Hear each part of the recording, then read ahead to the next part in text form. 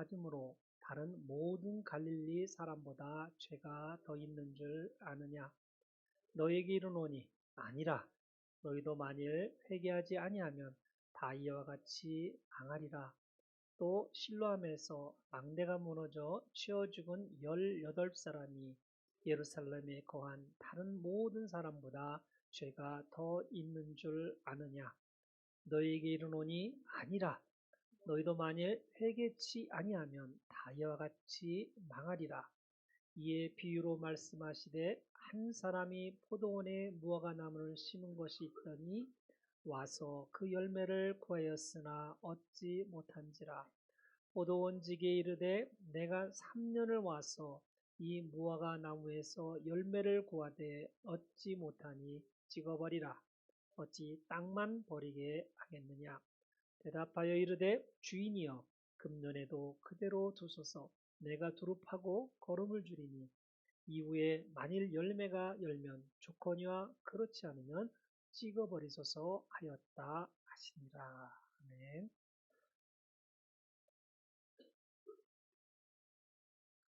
오늘 우리가 함께 나눈 누가복음 13장 1절로 9절의 말씀에는 우리의 신앙을 깊이 돌아보게 하는 두 가지 중요한 교훈이 담겨 있습니다. 이 말씀은 단순한 교훈이 아니라 우리 삶의 방향을 결정짓는 영적 도전이며 하나님께서 지금 우리에게 던지시는 질문이시기도 합니다. 첫째, 예수님께서는 갈릴리 사람들의 피를 희생제물과 섞은 사건과 실로암 망대가 무너져 18명이 죽은 사건을 언급하시며 고난과 재난을 바라보는 우리의 시선을 바로 잡아주십니다. 당시 사람들은 이러한 비극을 목격했을 때 더 큰 죄를 지었기 때문에 고통받았을 것이라 생각합니다. 하지만 예수님은 그들이 다른 사람들보다 더 큰 죄를 지어서가 아니라 오히려 우리 모두가 회개치 않으면 동일한 멸망을 당할 것이라고 말씀하셨습니다. 이는 곧 고난의 원인을 다른 사람에게 찾으려 하지 말고 내 자신의 영적 상태를 돌아보려는 강력한 경고입니다. 우리는 살아가면서 종종 비슷한 질문을 던집니다. 왜 이런 고난이 나에게 닥치는가? 왜 세상에는 이토록 많은 재앙이 발생하는가? 때로는 뉴스에서 비극적인 사건을 접할 때 저들은 무슨 잘못을 했기에 저런 고통을 겪는 것일까? 라는 생각을 우리는 가지고 있습니다. 하지만 예수님께서는 이러한 질문에서 머무르지 말고 그 안에서 자신의 삶을 돌아보라 하십니다. 우리는 과연 회개의 삶을 살고 있는가? 하나님 앞에서 올바로 서 있는가? 둘째, 예수님께서는 무화과 나무의 비유를 통해 회개와 열매 맺는 삶의 중요성을 강조하셨습니다. 주인은 3년 동안 열매를 맺지 못한 무화과 나무를 보며 이 나무를 베어버려라. 쓸모없이 땅만 차지고 있다고 명령합니다. 하지만 포도원지기는 한 해만 더 기다려 주십시오. 내가 땅을 파고 거름을 주겠습니다. 그래도 열매 맺지 않으면 그때 찍어 버리겠습니다라고 간청합니다. 이 비유는 하나님의 인내와 은혜를 보여주는 것입니다. 하나님께서는 우리가 열매 맺지 못하는 순간에도 바로 심판하시지 않고 기다려 주시는 것입니다. 하지만 그 기회가 영원히 지속되지는 않다는 것입니다. 하나님은 우리가 회개하고 변화하기를 원하시며 그렇지 않다면 결국 심판이 따를 것을 분명히 우리에게 말씀하시고자 하는 것입니다. 이 말씀은 단순히 듣고 지나칠 수 없는 우리의 신앙을 향한 하나님의 질문이기도 합니다. 예수님은 오늘 우리에게 이렇게 물으려 하십니다. 너희는 지금 어디로 가고 있는가? 너희는 진정으로 회개의 삶을 살고 있는가? 너희는 열매를 맺고 있는가? 이 질문을 마주할 때 우리는 스스로를 돌아보지 않을 수 없을 것입니다. 우리는 종종 다른 사람들의 잘못을 판단하는 데만 집중합니다. 저 사람은 왜 저렇게 행동했나? 세상이 왜 이토록 타락했을까? 하지만 정작 중요한 것은 자신에 대한 질문을 놓치는 것입니다. 나는 지금 하나님 앞에서 어떤 삶을 살고 있는가를 봐야 합니다. 예수님께서 말씀하신 무화과 나무는 단순한 이야기가 아닙니다. 그 무화과 나무가 바로 우리 자신이라면 어떻게 하시겠습니까? 우리의 신앙은 과연 열매를 맺고 있습니까? 아니면 단순히 형식적인 신앙생활을 하며 의미 없이 시간을 흘려 보내고 있습니까? 하나님께서는 지금도 우리를 기다리시지만 기회가 영원하지 않다는 사실을 우리는 잊어버리고 삽니다. 하나님께서 오늘 우리에게 다음과 같이 도전하라는 말씀을 주십니다. 지금 바로 회개의 때이다. 지금이 바로 열매 맺는 삶을 살아야 할 때이다. 성도님들, 지금 이 하나님의 말씀에 도전해 보시겠습니까? 오늘 이 말씀을 듣는 성도님들은 어떤 결단을 하시겠습니까? 우리의 삶을 성찰하고 회개하고 변화하고 열매 맺는 삶을 살기로 결단할 준비는 되어 계십니까? 이제 마음을 열고 주님의 음성의 귀를 기울이는 시간을 갖도록 합니다. 하나님께서 지금 성도님들에게 말씀을 주시고 계십니다. 준비되셨다면 이제 함께 말씀 속으로 들어가 보겠습니다. 오늘 본문의 첫 번째 예화에서 비극적인 사건을 두고 사람들은 종종 그들이 죄를 많이 지었기 때문에 그런 일이 일어났다고 해석하곤 합니다. 이는 고난과 재난을 도덕적 원인과 연결짓는 인간의 본능적인 반응일 수 있습니다. 사실 오늘날에도 우리는 세상에서 일어나는 크고 작은 비극을 보며 저 사람들이 무슨 잘못을 했길래 이런 일을 겪었을까라고 판단하거나 나는 이런 일이 없으니 내가 그들보다 더 나은 삶을 살고 있는 걸까라는 질문을 해보기도 합니다. 하지만 예수님은 이러한 생각을 단호히 거부하시며 사건의 진정한 의미를 깨닫게 하시려 합니다. 예수님께서는 사건의 원인이나 이유를 논하는 것이 아니라 이를 통해 성도 각자의 삶과 영적 상태를 돌아보라는 것입니다. 예수님은 본능적으로만 사고하는 우리에게 이렇게 말씀하십니다. 너희도 회개하지 아니하면 다 이와 같이 망하리라. 이 경고의 말씀은 단순히 과거의 비극적인 사건들을 이야기하려는 의도가 아닙니다. 사건을 근거로 사람들을 정죄하거나 판단해서는 안 된다는 의미입니다. 오히려 이 말씀은 우리 각자에게 깊은 내면의 성찰을 요구하는 도전이 되어야 합니다. 과거의 사건들을 통해 현대의 우리에게 예수님께서 무엇을 말씀하시고자 하는 것이라 생각하십니까? 그것은 바로 우리가 하나님 앞에서 진정으로 회개하고 각자의 영혼의 상태를 점검해야 할 필요가 있다는 것입니다. 예수님 우리가 다른 사람들의 잘못이나 세상의 부정적인 상황에 집중하기 전에 먼저 우리 자신의 삶을 먼저 돌아보아야 한다는 것입니다. 그것은 바로 자신을 돌아보라는 초대입니다.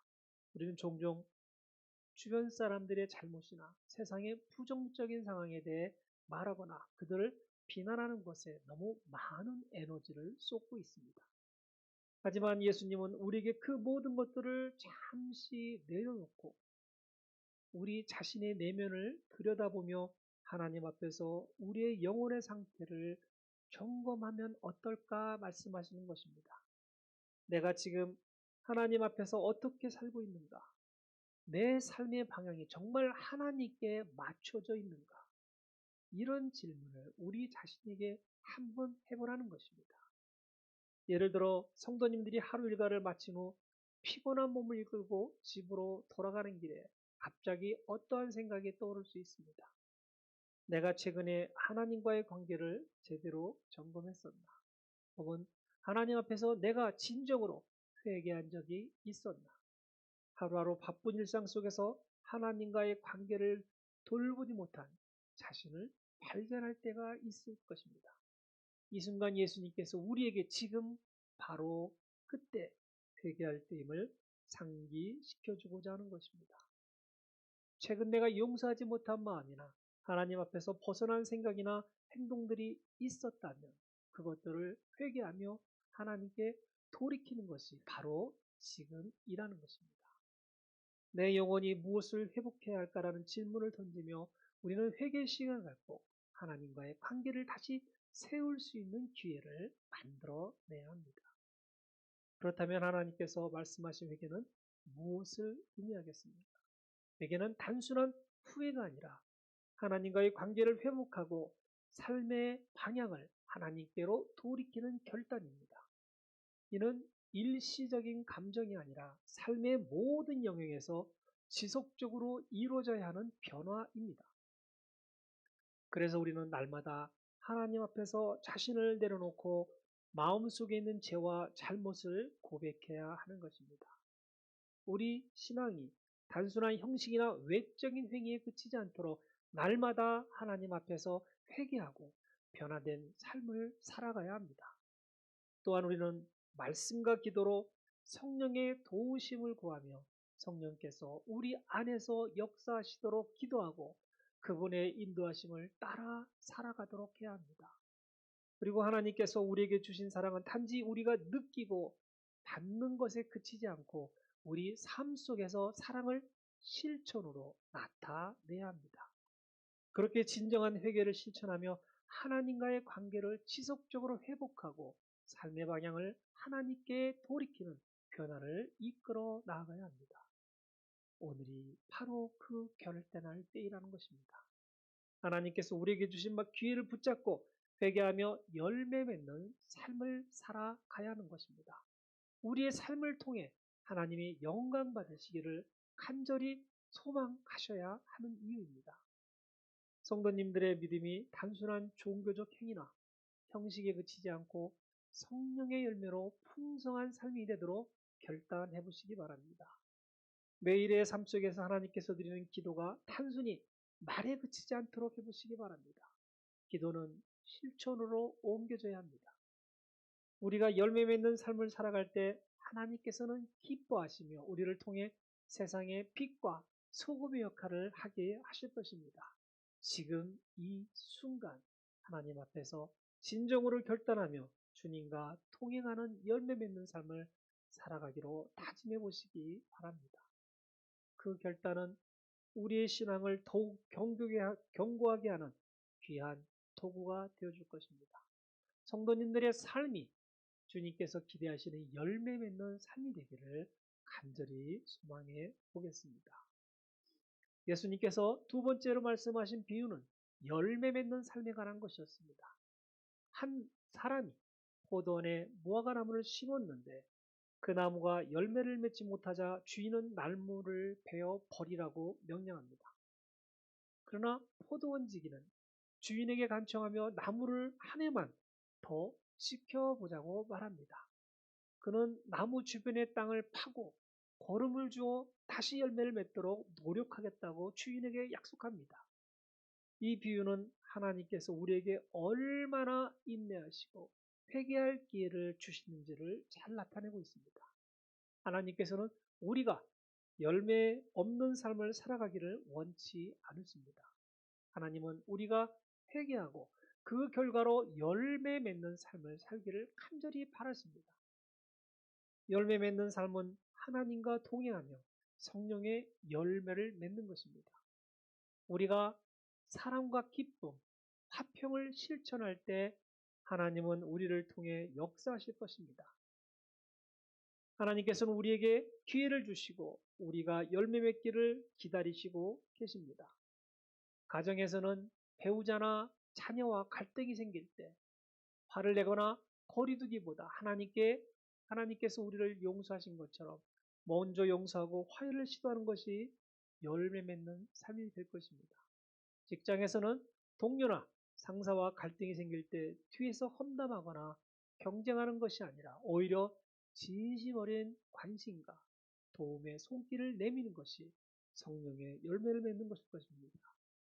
교회 공동체에서는 섬김의 자리가 부담스럽게 느껴질 때도 있습니다. 그러나 작은 일이라도 기쁨으로 감당하고 서로를 격려하며 하나님이 주신 사랑을 나누는 것이 바로 열매 맺는 삶입니다.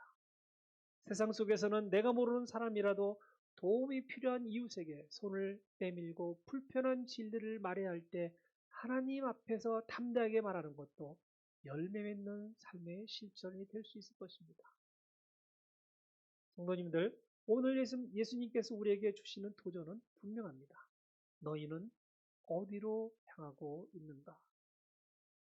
너희의 삶은 하나님을 중심으로 하고 있는가? 이 질문에 정직하게 답해야 할 때입니다. 우리는 종종 삶의 바쁜 일정과 일상에 매몰되어 우리의 영적 상태를 돌아보지 못할 때가 허다합니다. 그러나 하나님은 오늘 이 말씀을 통해 우리에게 분명히 말씀하십니다. 오늘은 회개의 때이며 너희의 삶의 방향을 점검할 때이다. 그렇다면 성도님들은 지금 어디를 향하고 계십니까? 하나님께서는 성도님들의 삶에서 어떤 열매를 기대하고 계실 것이라 생각하십니까? 혹시 우리의 마음과 삶이 하나님으로부터 멀어져 있다면 지금이야말로 하나님께 돌아서야 할 순간입니다. 하나님은 우리가 변화되기를 여전히 기다리시며 우리에게 은혜의 기회를 주시려 하십니다. 하지만 그 기회는 무한하지 않다는 것입니다. 오늘 이 자리에서 우리는 하나님 앞에 우리의 마음을 활짝 열고 우리의 잘못을 인정하며 우리의 삶 전체를 하나님께 온전히 맡기는 결단의 시간을 가져야 합니다. 하나님은 우리가 회개를 통해 열매 맺는 삶을 살기를 간절히 원하시기 때문입니다. 우리 각자의 삶 속에서 하나님의 뜻에 순종하며 사랑과 선행의 열매를 맺는 참된 제자의 삶을 살아가기로 결단하는 오늘이 될 수 있기를 바랍니다. 회개의 결단은 우리의 삶을 변화시킬 것이고 하나님께서 기뻐하시는 열매 맺는 삶으로 이끄는 첫걸음이 되어줄 것입니다. 이어지는 말씀대로 예수님은 무화과 나무 비유를 통해 열매 맺는 삶의 중요성과 그에 따른 하나님의 뜻을 깊이 설명하고자 하십니다. 이 비유를 열매를 맺지 못하는 나무와 그것을 대하는 주인, 그리고 포도원직의 대화를 중심으로 전개됩니다. 주인은 3년 동안 열매를 맺지 못한 나무를 보며 이 나무가 쓸데없이 땅만 버리니 찍어버리라고 명령합니다. 주인의 판단은 냉정하고 현실적입니다. 열매를 맺지 못하는 나무는 자신의 존재 목적을 다하지 못하며 더 이상 땅을 차지하고 있을 이유가 없다는 것입니다. 이 장면은 우리로 하여금 각자의 삶이 과연 하나님께서 기대하시는 열매를 맺고 있는지 진지하게 돌아보게 만드는 것입니다. 하지만 여기서 눈여겨볼 점은 포도원지기의 태도입니다. 포도원지기는 주인의 명령을 즉시 따르지 않고 주인에게 간청합니다. 그는 한 해만 더 기다려달라고 요청하며 그 기간 동안 나무를 위해 땅을 파고 거름을 주어 열매를 맺도록 노력하겠다고 약속합니다. 이 포도원의 행동은 하나님의 은혜와 인내를 상징합니다. 하나님께서는 우리가 열매를 맺지 못하는 순간에도 쉽게 포기하지 않으십니다. 오히려 기회를 주시고 우리의 삶의 토양을 비옥하게 하시며 우리가 변화되기를 간절히 기다리십니다. 이 비유는 우리에게 하나님의 사랑과 은혜를 보여줍니다. 하나님은 우리가 열매를 맺기 위해 필요한 모든 것을 공급해 주시는 분이십니다. 또한 우리에게 회복과 변화의 기회를 허락하시며 우리를 위해 끊임없이 일하시는 분이십니다. 그러나 이 비유는 동시에 중요한 경고도 담고 있습니다. 열매를 맺지 못하면 결국 심판이 따른다는 것입니다. 하나님의 은혜는 끝없는 기회로만 주어지지 않는다는 것입니다. 우리에게 허락된 시간이 제한적이라는 것을 잊지 말아야 합니다. 열매 맺는 삶이란 단순히 우리의 삶에서 외적인 성공을 이루거나 사람들에게 인정받는 것을 의미하지 않습니다. 열매 맺는 삶은 우리의 내면에서부터 시작됩니다. 그것은 하나님과의 관계 속에서 영적인 성장을 이루고 그분의 말씀에 순종하며 우리의 삶으로 그분의 영광을 드러내는 것입니다. 열매는 사랑, 희락, 화평과 같은 성령의 열매로 나타나며 우리의 말과 행동을 통해 다른 사람들에게 선한 영향을 끼치는 모습으로 드러나는 것입니다. 하나님께서는 오늘도 우리에게 은혜의 손길을 내밀고 계십니다. 하나님은 우리가 열매 없는 삶에서 벗어나기를 바라며 우리의 삶을 통해 하나님의 뜻이 이루어지기를 간절히 원하십니다. 우리의 삶이 지금 어떤 모습이든 하나님은 여전히 우리를 돌보고 계시다는 것입니다. 하나님께서 주시는 회개의 기회와 열매 맺는 삶을 살도록 초대하심에 우리는 반드시 응답해야 할 것입니다. 오늘 이 말씀을 통해 우리의 영적 상태를 점검하고 열매 맺는 삶을 위해 하나님 앞에 결단하시는 시간이 되었으면 합니다. 하나님은 포도원지기처럼 우리를 위해 일하고 계십니다. 이제는 우리가 응답할 때입니다. 우리의 마음을 열고 하나님께 주시는 기회 속에서 풍성한 열매를 맺는 삶을 살아가시는 우리 성도님들이 되어야 합니다. 현대사회에서 하나님과 관계를 회복하기 위해 우리가 할 수 있는 일은 무엇인가와 같은 고민이 있어야 합니다. 하나님께서 기대하시는 열매는 우리의 삶에서 진정한 변화와 성숙을 통해서만 나타날 수 있습니다. 사랑이 없는 신앙, 기쁨이 없는 믿음, 화평이 없는 관계는 하나님께서 원하시는 열매 맺는 삶이 아닙니다. 우리 자신에게 물어보면 답이 나올 것입니다. 나는 정말 하나님께서 기대하시는 열매를 맺고 있는가? 아니면 언젠가 열매를 맺을 것이라 마음만 가지고 있는가? 오늘 이 시간 하나님께서 우리에게 주신 말씀에 응답을 하십시오. 회개를 결단하고 열매 맺는 삶으로 하나님께서 영광 돌리는 삶을 시작하기를 원하십니다.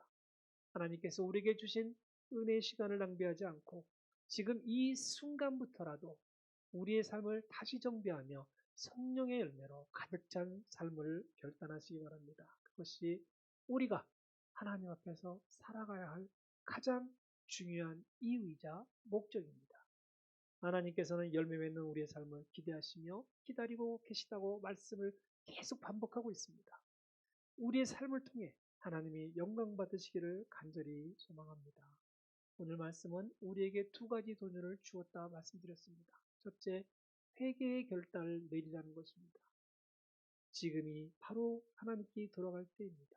둘째는 열매 맺는 삶을 살아야 한다는 것입니다. 그렇다면 우리는 이번 한 주 동안 어떤 실천을 할 수 있겠습니까? 첫째로, 용서 못한 사람이 있다면 먼저 다가가 화해를 시도해 보시는 겁니다. 예수님께서 우리가 하나님께 용서받은 것처럼 다른 사람을 용서하라고 말씀하셨습니다. 둘째로, 한 사람에게라도 따뜻한 격려의 말을 전해보는 것입니다. 바쁜 일상 속에서 때로는 작은 친절이 큰 힘이 될 수 있습니다. 성도님들의 한마디가 누군가의 마음을 움직이고 하나님께 영광을 돌릴 수 있을 것입니다. 셋째로, 매일 5분이라도 하나님과 조용히 기도하며 마음을 점검해 보는 것입니다. 우리는 하루에 많은 시간을 세상 일에 바치지만 정작 하나님과의 교제에는 시간을 내지 못할 때가 더 많습니다. 하루의 시작과 끝을 하나님께 하며 영적인 열매를 맺는 훈련을 해보시기 바랍니다. 하나님께서 우리에게 주신 기회를 붙잡고 회개하며 열매 맺는 삶을 살아갈 수 있도록 스스로에게 마음가짐을 하는 한 주간이 되어보시기 바랍니다. 우리의 작은 순종이 하나님 나라를 확장하는 귀한 도구가 될 것입니다. 하나님의 뜻에 순종하며 살아가는 우리 성도님들 되시기를 우리 주 예수 그리스도의 이름으로 축원드립니다. 아멘. 자, 잠시 기도를 하겠습니다.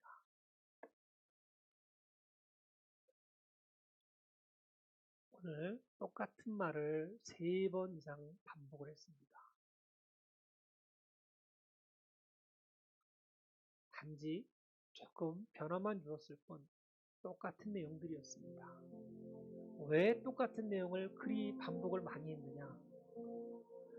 간단한 것이지만 우리가 평상시에 잊어버리고 살고 있기 때문입니다. 회개하는 삶을 우리 성도님들은 살고 계십니까? 아니면 나는 여태까지 죄 지은 적이 없어. 나는 남한테 상처를 준 적이 없어. 이런 생각으로 스스로가